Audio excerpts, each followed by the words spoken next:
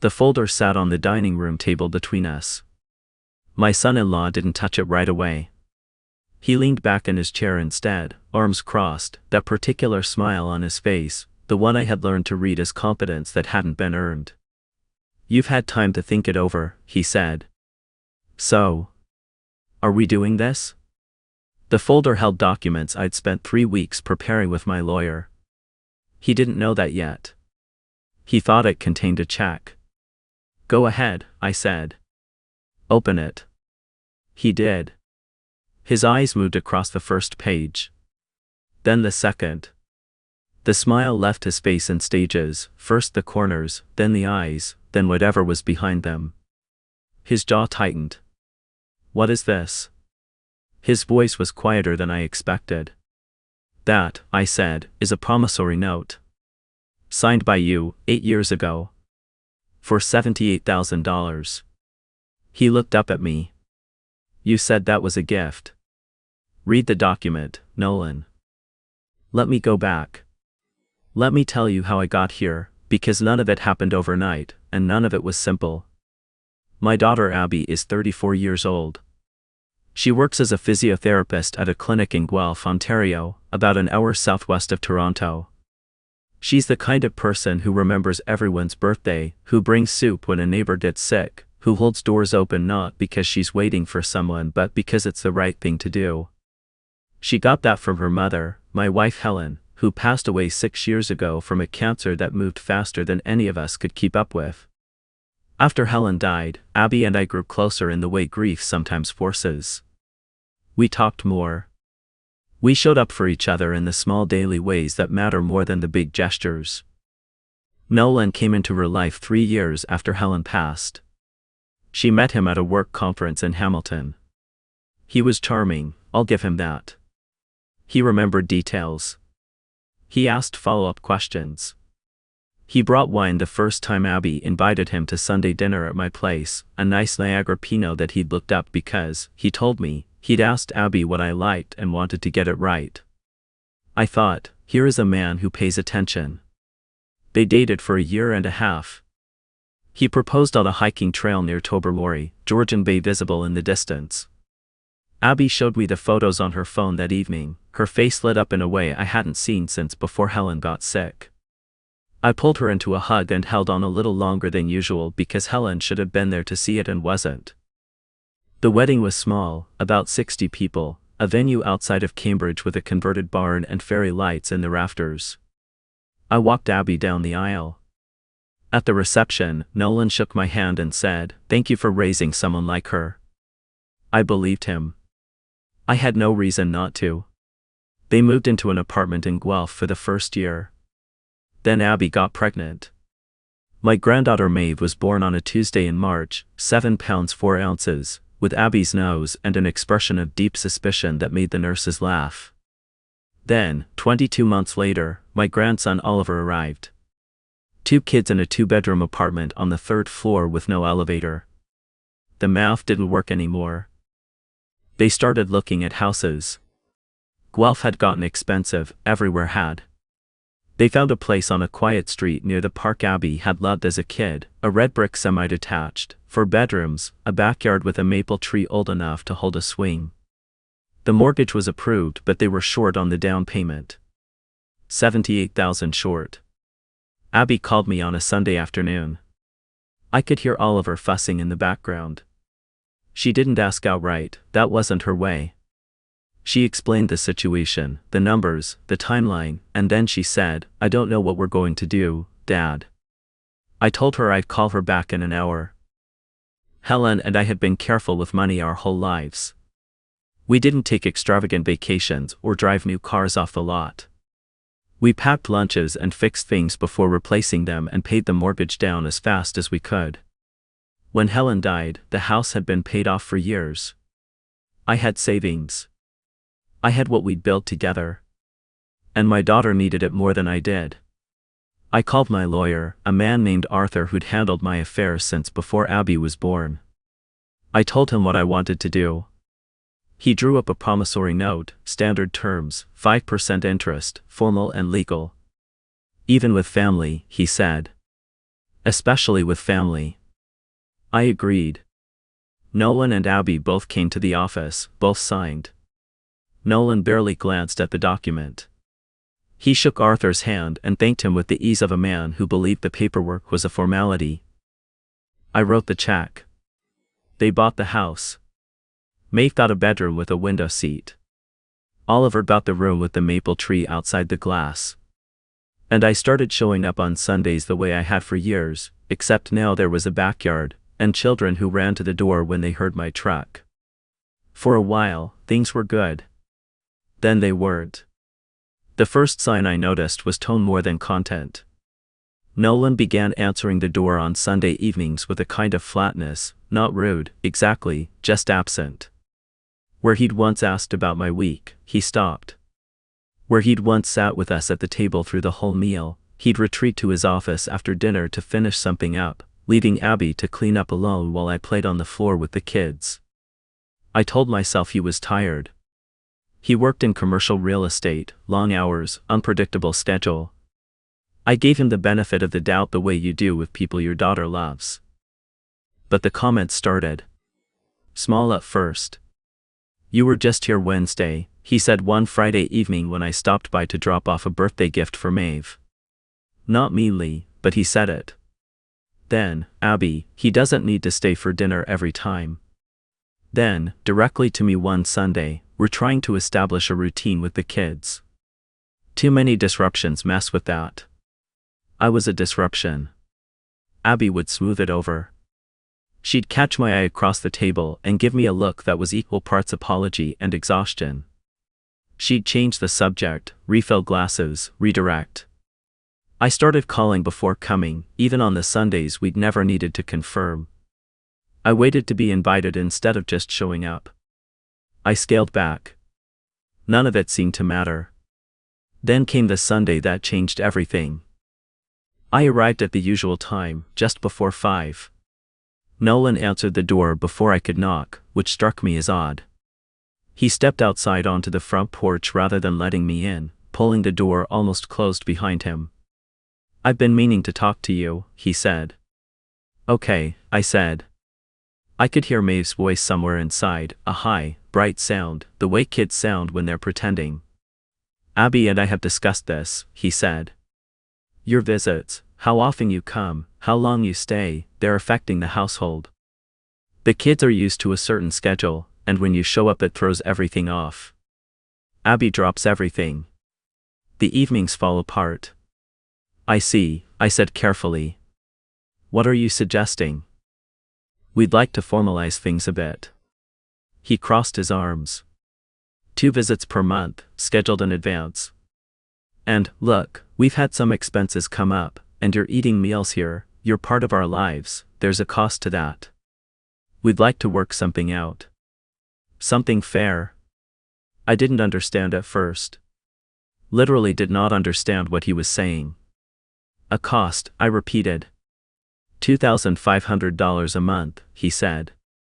That covers the meals, the time Abby reallocates, the general, it's just fair, given what we're absorbing. I stood on my daughter's porch in the November cold and tried to locate the man who had brought that Niagara Pinot to my house 8 years ago and asked me about myself over dinner.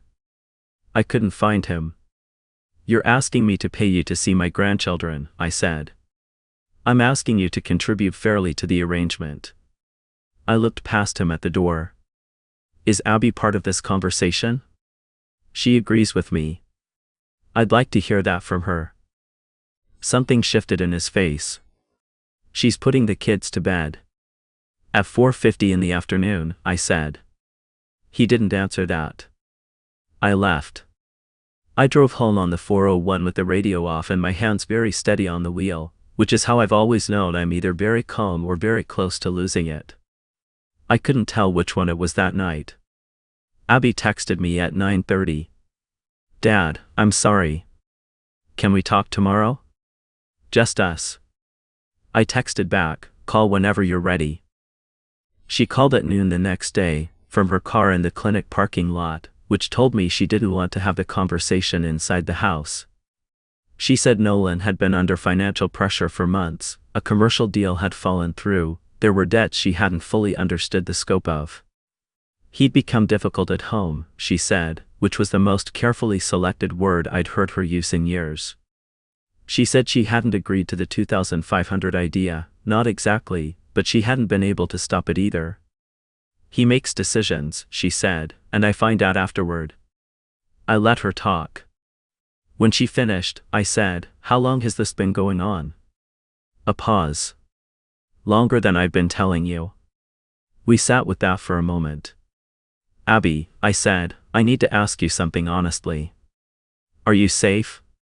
"He doesn't hit me," she said quickly. "That's not what I asked." Another pause, longer. He's very controlling, Dad. About money, about my time, about who I see.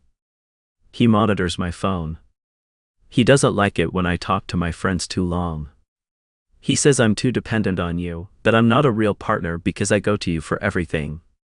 Her voice had gone very flat, the way voices go when someone has been repeating a thing to themselves until it stops hurting. "I keep thinking it'll get better. After the deal went through.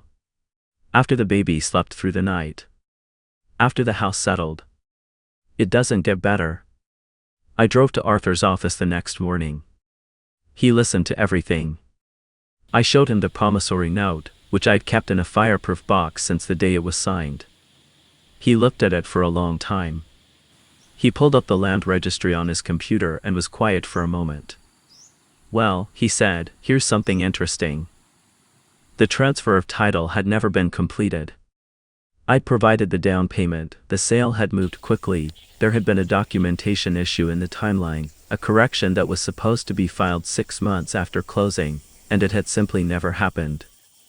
The property title still listed me as the registered owner. The mortgage was in Nolan and Abby's names. The title was in mine. What does that mean practically?" I asked. Arthur leaned back in his chair. "It means you own that house, Malcolm. They're paying the mortgage on a property that legally belongs to you. And combined with this promissory note," he tapped the document, signed and witnessed, "for $78,000, you have significant leverage." "I don't want leverage," I said. "I want to see my grandchildren." "I know. But you asked what it means practically." "Practically, it means he picked a fight with the wrong person." I went home and spent 3 days not sleeping well, making tea I didn't drink, sitting in the chair by the window where Helen used to read. I kept thinking about Maeve's voice through the door on that porch. I kept thinking about Oliver, who was 3 years old and had just learned to say grandpa in the effortful, deliberate way of very small children who are proud of a new word. I thought about what Helen, would have said. I always called her Margaret when I was thinking about the hard things, I don't know why. She would have said, "Don't do anything you'll regret." But she also would have said, "You are not a person who stands still while someone uses your own grandchildren as a bargaining chip." I called Arthur. "Prepare the documents," I said. On the following Sunday, I drove to Guelph and knocked on my daughter's door. Nolan answered, as I expected. He was in his weekend clothes, good jeans, a fleece pullover, and he had the look of someone who had mentally won this already. "Did you give it more thought?" he asked. "I brought something for you," I said. "Can we sit down?" Abby was in the kitchen. I could hear Maeve in the living room, explaining something at length to Oliver, who was listening with the gravity only toddlers manage. Nolan led me to the dining room. He didn't call Abby in. I noticed that. I set the folder on the table and pushed it toward him. He opened it. "Read the first page." His eyes went back to the top and read it again. "Turn to the second page." The third, which was the land registry extract. "What is this?"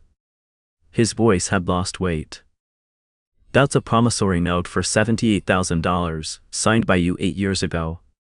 It's also a land registry document showing that this house, the one you're currently in, is registered in my name.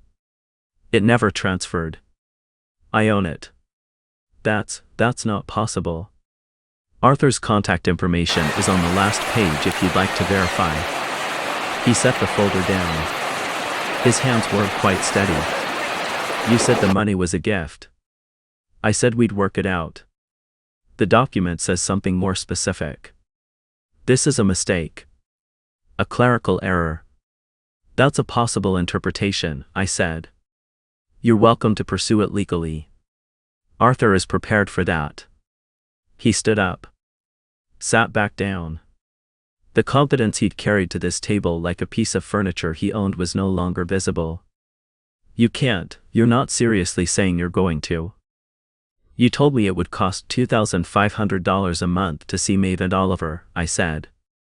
I'm telling you there's a prior outstanding debt of $78,000, plus 8 years of interest at 5%. Arthur has the calculation. It's in there. It comes to $109,417. Payable in 30 days. The kitchen had gone very quiet. Abby was standing in the doorway. I didn't know how long she'd been there. If you can't pay, I said, I begin proceedings to recover the property. My property. Nolan's jaw worked. You take the house from your own grandchildren. I take the house from you, I said. Abby and the kids are welcome here as long as they'd like. You're the one whose name isn't on the title.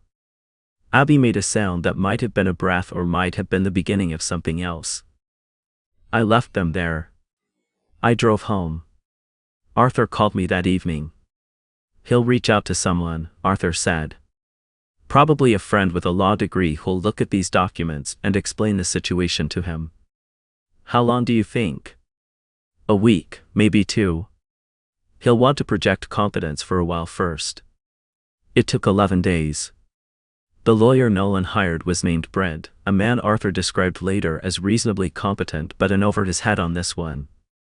Brent's initial letter argued the promissory note was unenforceable, that the title issue was a clerical anomaly with no legal weight, that I was acting in bad faith against my own family. Arthur responded with the original signed document, the title search, a chain of email correspondence from the time of the sale discussing the temporary title arrangement, and a note that said, essentially, my client owns the property, the debt is real, and we're prepared to go to court. There was a mediation meeting in Arthur's boardroom. Nolan came in with Brent. I sat across from them with Arthur beside me. Brent presented a counter-proposal, a payment plan, $1,000 a month, restructured access to the grandchildren, terms to be negotiated. I let Arthur answer for me. My client's position is this, Arthur said. The full amount is owed. We're not interested in a payment plan. We're prepared to offer one alternative. He slid a document across the table. Mr. Hogreave signs over any claim to the property. Abby refinances the mortgage in her name alone, with my client as co-signer. Mr. Hogreave vacates within 60 days. In exchange, my client forgives the debt entirely. Nolan read it. His jaw set. You want me out of my own house? It's not your house, Arthur said pleasantly. That's the thing. Abby would never, Abby already has. The door opened. Abby walked in and sat down beside me. I hadn't told her about the meeting until that morning. She'd driven from Guelph, dropped the kids with a neighbor, and arrived while Nolan was still reading the counter-proposal. She was wearing her work clothes. She looked calm in a way that I recognized, the calm of someone who has already made the decision and is past the fear of it. I've spoken to a family lawyer, she said. Her voice was even, careful. I'm filing for divorce. I'm requesting primary custody of Maeve and Oliver. I'm prepared to testify about the financial control, the monitoring, the pattern of isolation. I also have recordings, a few conversations over the past 3 weeks. She paused. Ontario is a one-party consent province. I've been talking to Arthur. Nolan looked at her. Then at me. Then back at her. The man I had watched charm a room, who had remembered wine preferences and given toasts and carried boxes on moving day, that man was somewhere under this one, and I couldn't tell if he had always been an act or if something had twisted over time into something he hadn't intended to become. Maybe it didn't matter. This is your father, he said. He's doing this to you. He's helping me, Abby said quietly. That's what he does. That's what he's always done. She looked at the table. I should have let him help me sooner. Brent took Nolan aside. They stepped into the hallway. Voices carried, low but audible, words I couldn't make out, then a long silence, then Brent's voice very quiet and Nolan's not answering.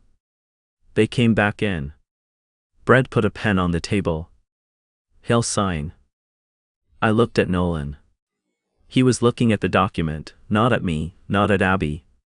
Something in his posture had changed, whether it was the change of a man who was beaten or the beginning of one who might reflect, I couldn't know. He picked up the pen. He signed. The legal proceedings took about 5 months in total. The divorce was not clean, it rarely is, even when the decision is clear. There were arguments about custody schedules, about who kept which furniture, about money Nolan claimed he was owed for renovations he'd done to the house. His lawyer pushed back on several points. Arthur pushed back harder. The judge reviewed the recordings Abby had made.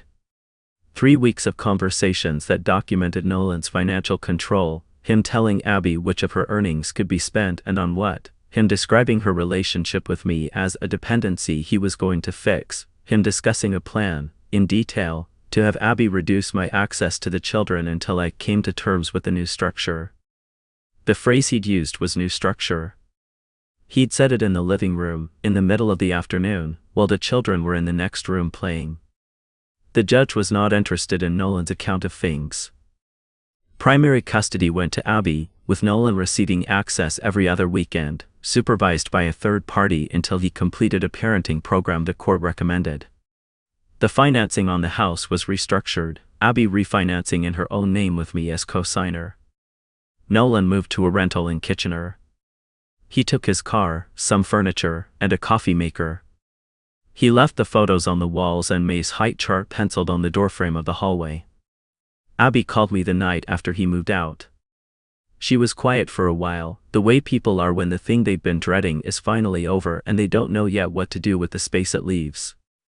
Is this real? She asked. It's real, I said. The kids were fine today, she said. Maid asked where Daddy went and I told her he moved to a new place and she'd see him soon. She went back to drawing. Oliver doesn't really understand yet. A pause. Is it terrible that the house feels bigger? No, I said. It's not terrible. The first Sunday after the dust settled, I drove to Guelph and knocked on the door the same way I always had. Abby opened it, and Maeve was at her side, and Oliver came running from the living room at the sound of my voice. He launched himself at my knees, which is a thing he does, has always done, and I caught him and picked him up and he grabbed my face with both hands and announced, with great seriousness, that he'd been to the park. Tell me everything, I said. He did. We had dinner at the big table, chicken and roasted potatoes and the particular salad Abby makes with cranberries and toasted pumpkin seeds, which I've never been able to recreate at home no matter how many times she tells me the recipe. Maeve sat beside me and narrated her day in the associative, jumping way of 6-year-olds, one event connected to the next by a logic only she fully understood, but I followed it, because I always follow it. That's the thing people don't always say about being a grandfather, you learn to follow the logic. You learn to care about which stuffed animal won the argument, and why Tuesday was better than Monday, and what the name of the cloud she'd seen on the way home from school had reminded her of.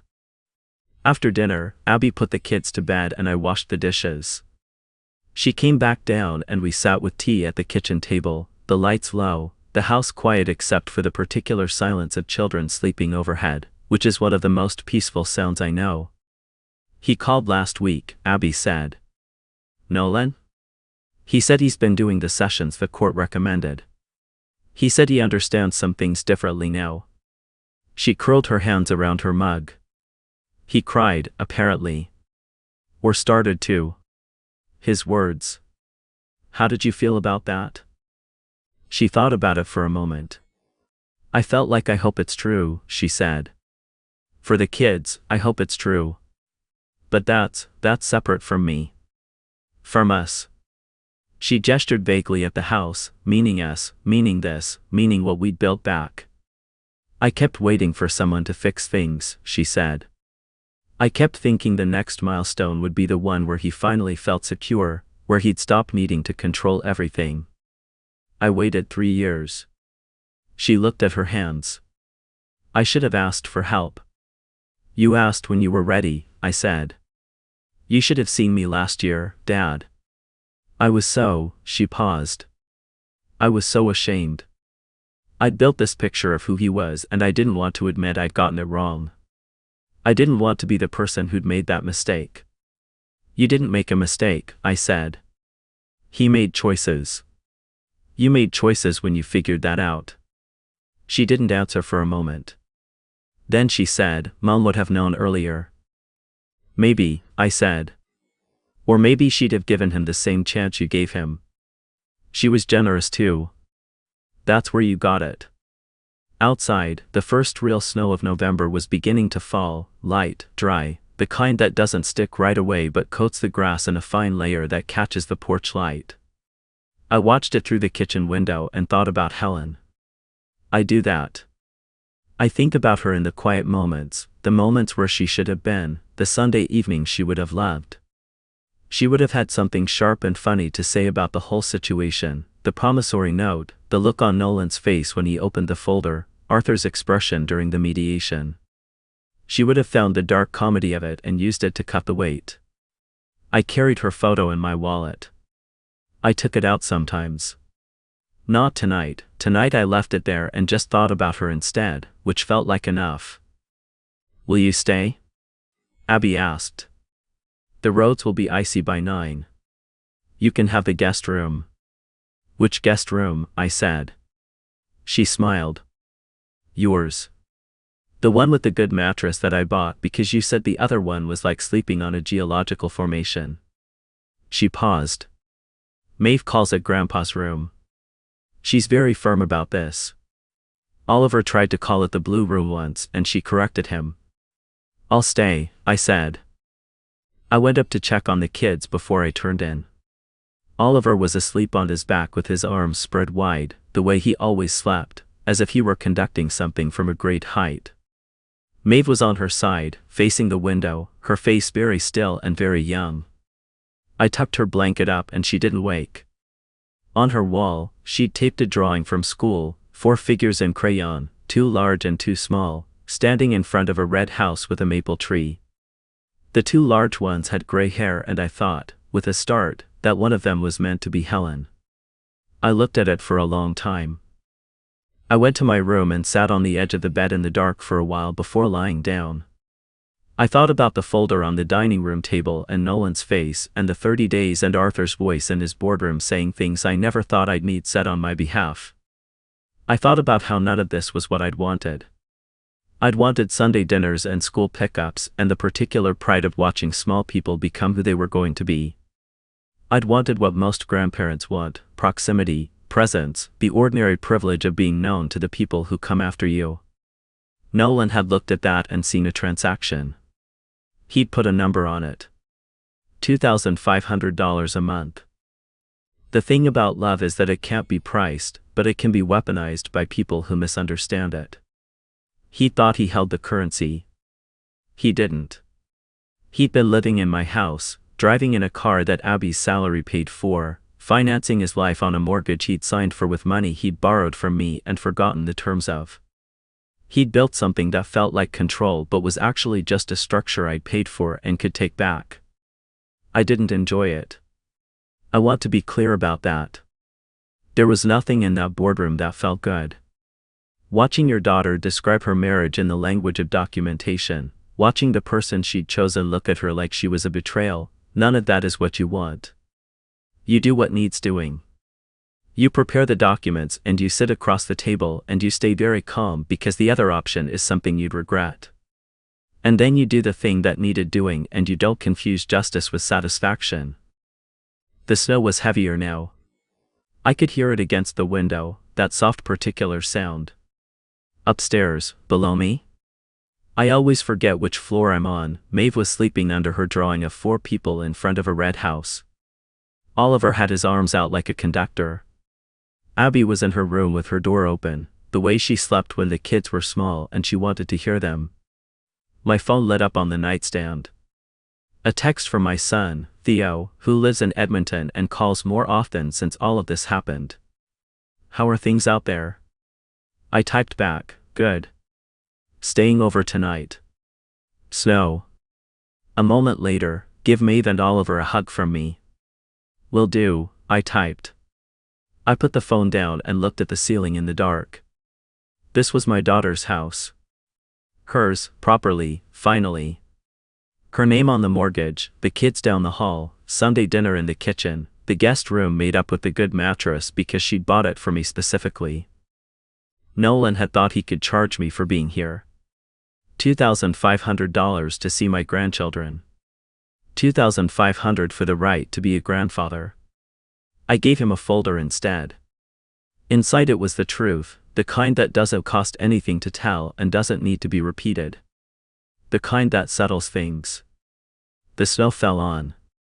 I fell asleep in my room, in my daughter's house, with my grandchildren down the hall and everything, for the first time in a very long time, exactly as it should be.